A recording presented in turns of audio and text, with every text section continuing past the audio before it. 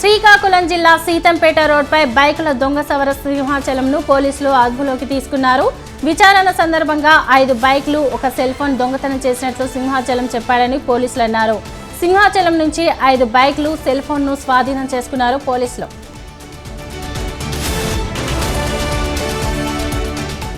ముదిరాజులకు ఇచ్చిన మాట నెరవేర్చాలని సీఎం రేవంత్ రెడ్డికి తెలంగాణ ముదిరాజ్ మహాసభ విజ్ఞప్తి చేసింది. తెలంగాణ ముదిరాజ్ మహాసభ ఆవిర్భావ దశాబ్ది ఉత్సవాలు ఈ నెల 21న నిర్వహిస్తున్నట్లు గుర్రాల మల్లేశం చెప్పారు. మహాసభ సభ్యులతో కలిసి ఆయన వాల్ పోస్టర్ను ఆవిష్కరించారు. కులగణనలో వీరశైవ లింగాయత్ లింగ బలిజ అని నమోదు చేయించుకోవాలని తెలంగాణ వీరశైవ లింగాయత్ ఫెడరేషన్ పిలుపునిచ్చింది. తెలంగాణలో తమ సామాజిక వర్గం దాదాపు 40 లక్షల జనాభా ఉందని పేర్కొంది. ఎన్యూమరేటర్లకు కోడ్ 115 సూచిస్తూ వీరశైవ లింగాయత్ లింగ బలిజకు నమోదు చేయించాలని ఫెడరేషన్ నేతలు పిలుపునిచ్చారు.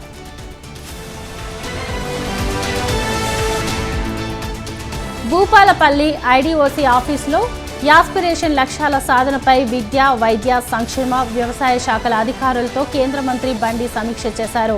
అంగన్వాడీ కేంద్రాల్లో మౌలిక సదుపాయాల కల్పనకు, కొత్త భవనాల నిర్మాణానికి ప్రతిపాదనలు అందజేయాలని బండి సంజయ్ అధికారులకు తెలిపారు.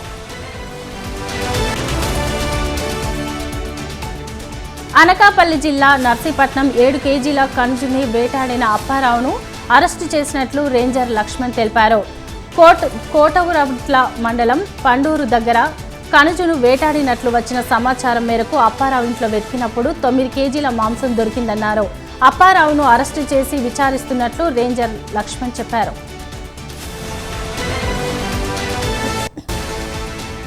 శ్రీకాకుళం జిల్లా ఎచ్చెర్ల మండలం చిలకపాలెంలో ఎస్సీ/ఎస్టీ అత్యాచార నిరోధక చట్టంపై అవగాహన కార్యక్రమాన్ని నిర్వహించారు. సిఐడి అదనపు ఎస్పీ ప్రేమ కాజల్ అధ్యక్షతన వర్క్ షాప్ జరిగింది.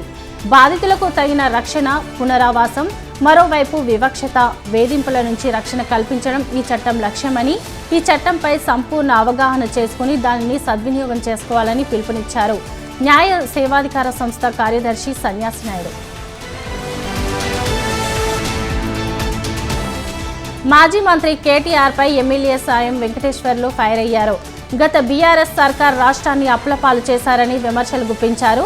సీఎం రేవంత్ రెడ్డి సహా మంత్రులంతా ఆర్థిక వ్యవస్థను గాడిలో పెట్టే ప్రయత్నం చేస్తున్నారని చెప్పుకొచ్చారు. కేసీఆర్, కేటీఆర్ల అవినీతి పాలన వల్లే ప్రజలు తమకు తగిన గుణపాఠం చెప్పారని, ఆయన బుద్ధి రాలేదని మండిపడ్డారు. శ్రీకాళహస్తిలో 7 గంగమ్మ కమిటీలపై రాజకీయ రంగు పుల్మడం ఎంతవరకు సమంజసమని మాజీ ఎమ్మెల్యే మధుసూదన్ రెడ్డి ప్రశ్నించారు. గత 40 ఏళ్లుగా గంగమ్మ కమిటీ సభ్యులుగా ఎవరు ఉన్నారో నేటికి వారే ఉన్నారని, నేడు కమిటీలను రాజకీయమయం చేయడం తగదన్నారు. శ్రీకాళహస్తి ఆలయంలో టెండర్ల అవకతవకలు పెద్ద ఎత్తున జరుగుతున్నాయని ఆరోపించిన ఆయన దీనిపై ఈవో, ఎమ్మెల్యే సమాధానం చెప్పాలని డిమాండ్ చేశారు.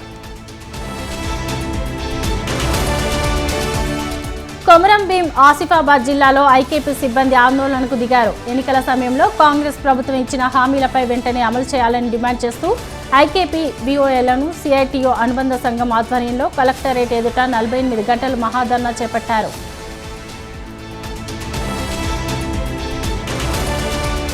సిద్దిపేట జిల్లా చిన్నకోడూరు మండలం ఇబ్రహీం నగర్లో విద్యార్థులకు చట్టాలపై అవగాహన కల్పించే దిశగా న్యాయ విజ్ఞాన సదస్సు నిర్వహించారు. ఆదర్శ పాఠశాలలు ఏర్పాటు చేసిన ఈ కార్యక్రమంలో జిల్లా legal services authority secretary Swathi Reddy పాల్గొన్నారు. బాల కార్మికులు, బాల్య వివాహాలు సహా పలు చట్టాలపై అవగాహన కల్పించారు. విద్యార్థులతో ఎక్కడైనా పని చేయిస్తే తమకు సమాచారం అందించాలని తెలిపారు.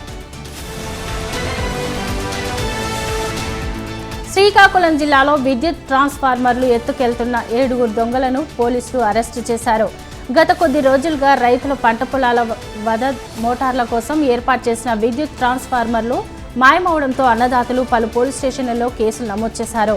1-2 కాదు, 53 ట్రాన్స్ఫార్మర్లు కనిపించడం లేదని 33 కేసులు నమోదు కావడంతో ఈ ఘటనలపై పోలీసులు ప్రత్యేకంగా దృష్టి సారించి ఎట్టకేలకు 7 దొంగలను అరెస్టు చేశారు.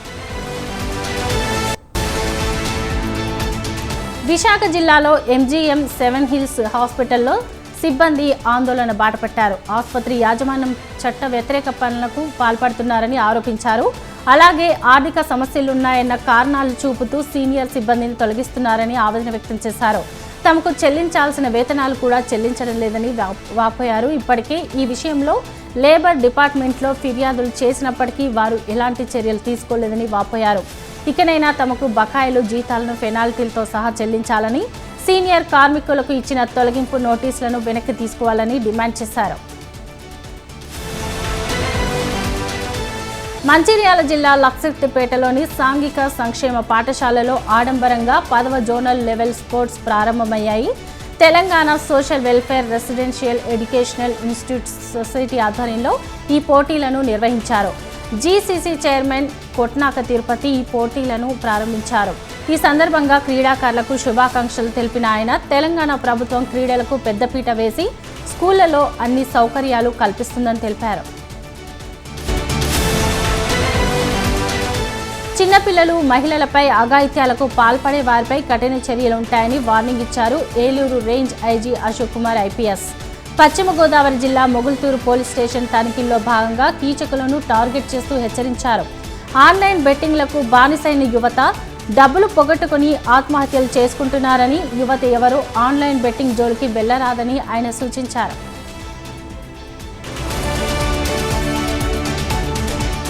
హైదరాబాద్ ఎల్బీనగర్లో అంతర్రాష్ట్ర దొంగల ముఠాను పట్టుకున్నారు పోలీసులు. ఆలయాలే టార్గెట్గా కర్ణాటకకు చెందిన ఓ ముఠా వరుస చోరీలకు పాల్పడుతోంది.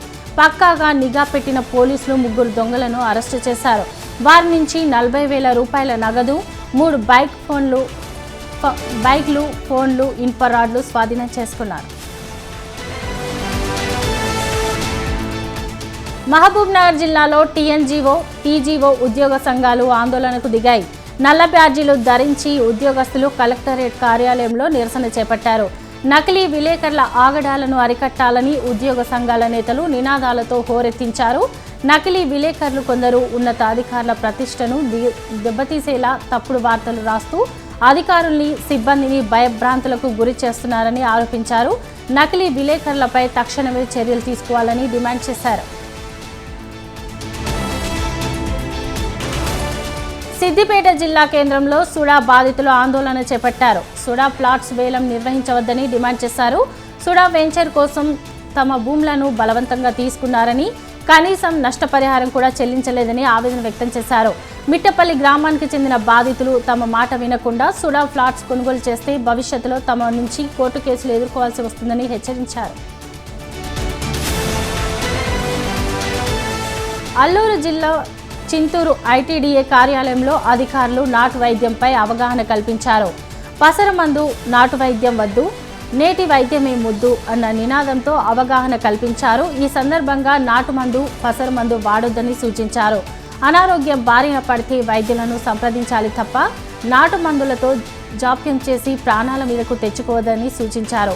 ఐటీడీఏ పీఓ జిల్లా అదనపు అధికారి పుల్లయ్య పసరమందు, నాటు వైద్యం వద్దు, నేటి వైద్యమే ముద్దు అన్న నినాదంతో అవగాహన కల్పించారు. తిరుపతి జిల్లా చంద్రగిరిలో భారీ చోరీ జరిగింది. ఇంటికి తాళం వేసిన ఇంటిని టార్గెట్గా చేసుకున్న దొంగలు అందిన కాడికి దోచుకున్నారు.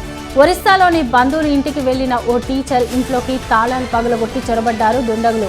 13 లక్షల రూపాయల విలువైన బంగారం, 50,000 రూపాయల నగదు, 200 గ్రాముల వెండి, పట్టు చీరలు ఎత్తుకెళ్లారు. ఈ ఘటనపై కేసు నమోదు చేసుకున్న పోలీసులు దర్యాప్తు చేపట్టారు.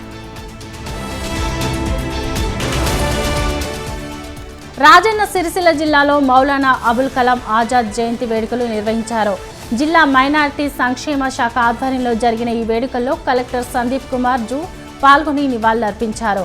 దేశ స్వాతంత్ర పోరాటంలో, దేశ విద్యా వ్యవస్థ నిర్మాణంలో మౌలానా అబుల్ కలాం ఆజాద్ అందించిన సేవలు మర్వలేనివని కొనియాడారు అధికారులు. ఈ కార్యక్రమంలో వేములవాడ, సిరిసిల్ల ఆర్డీఓలు రాజేశ్వర్, వెంకట్, ఉపేందర్ రెడ్డి సహా పలువురు పాల్గొన్నారు.